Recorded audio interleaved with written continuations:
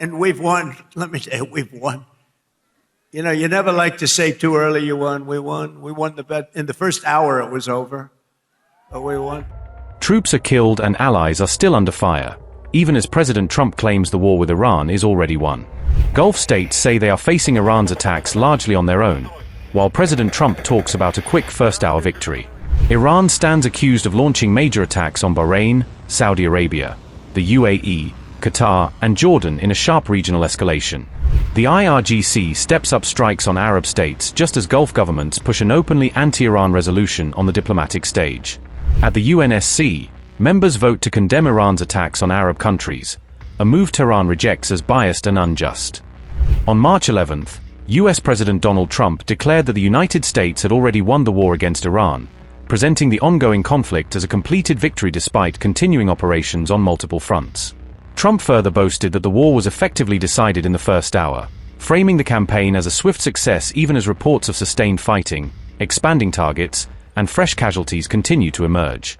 US officials have estimated that in just the first 6 days of military action against Iran, the war has already cost America at least $11.3 billion, highlighting the enormous financial burden of the operation.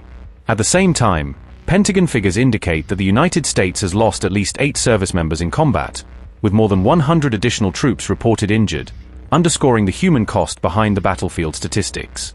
Iran, for its part, has claimed that American soldiers have been captured during the ongoing war involving both Israel and the United States, a development that, if confirmed, would further complicate Washington's narrative of a quick and decisive victory. And as we take decisive action to stop the threat posed by the terrorist regime in Iran with Operation Epic Fury.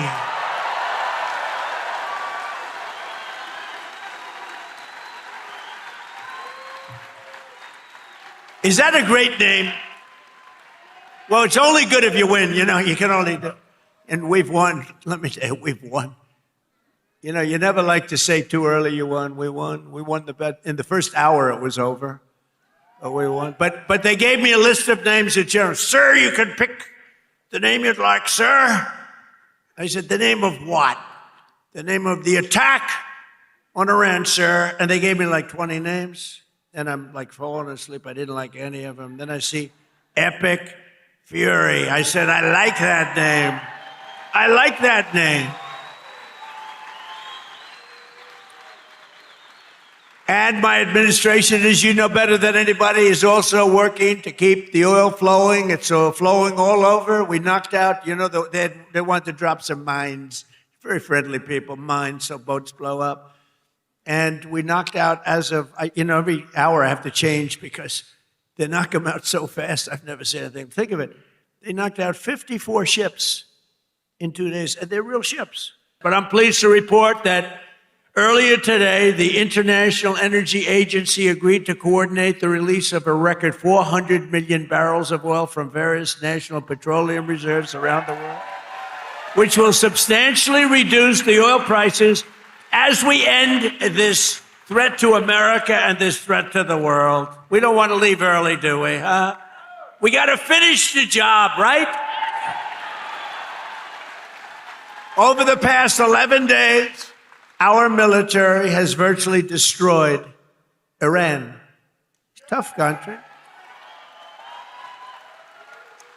Their air force is gone, totally gone. That took the better part of about 3 hours. They no longer have radar. They don't have anti-aircraft equipment. They don't have anything. Their missiles are down 90%. Their drones are down 85%. We're blowing up the factories where they're made left and right. And frankly, nobody has ever seen anything like it. Nobody's ever seen anything like what you're witnessing now.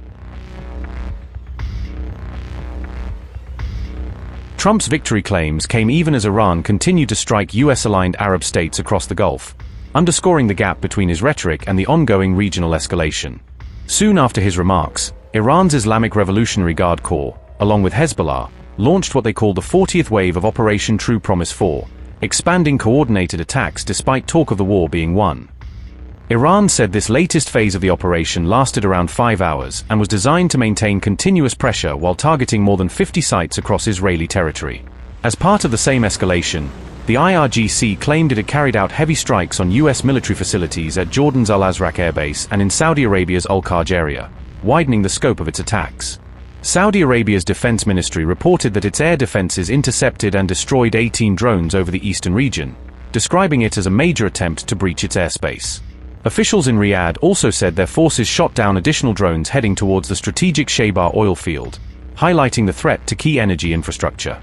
The United Arab Emirates said its air defense systems intercepted incoming ballistic missiles and engaged multiple waves of Iranian drones as the attacks extended across its airspace. Emirati authorities added that their fighter jets were deployed to track and destroy loitering munitions, as the strikes and interceptions stretched across different parts of the country.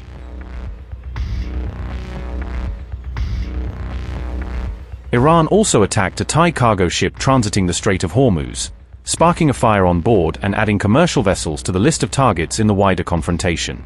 In a separate incident, 2 oil tankers that had recently loaded at Iraq's Umm Qasr port were reported hit in Iraqi waters by an explosive-laden boat, raising new alarms over maritime safety. Iraqi officials said the attacking boat was of Iranian origin and warned that such tactics pose a growing threat to ships operating near the Strait of Hormuz and adjoining sea lanes.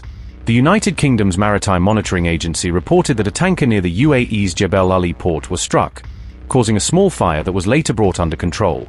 According to wire reports, at least 6 vessels have been attacked in the Gulf and the Strait of Hormuz since March 11th, underscoring how the conflict is spilling over into vital shipping routes.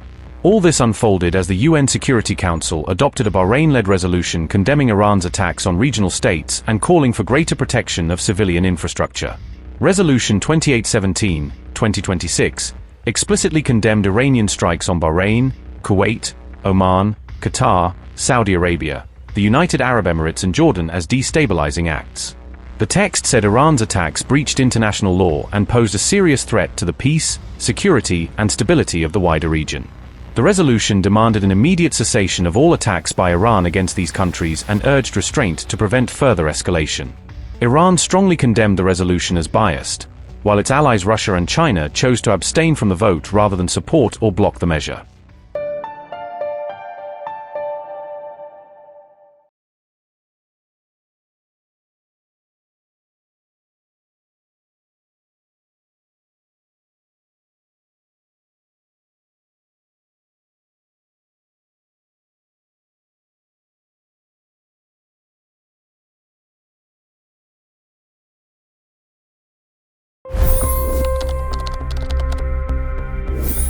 $25 crore गरीब गरीबी को परास्त करके बाहर निकले। For the good of our nation, let's work together and let's truly make America great again.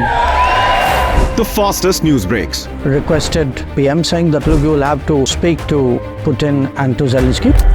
The biggest news makers. The relationship with India is probably the most important bilateral relationship the U.S. will have for the rest of this century.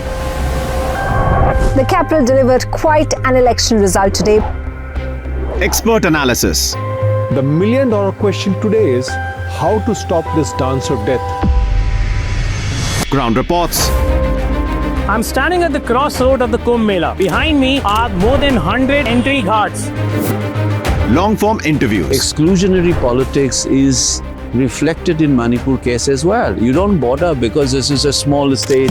Deep dive into burning issues. It's often said DRC could be the richest country in the whole world. It's because of what sits underneath. Why exactly did the US topple the Sheikh Hasina government? HT videos. We don't just break news, we break it down.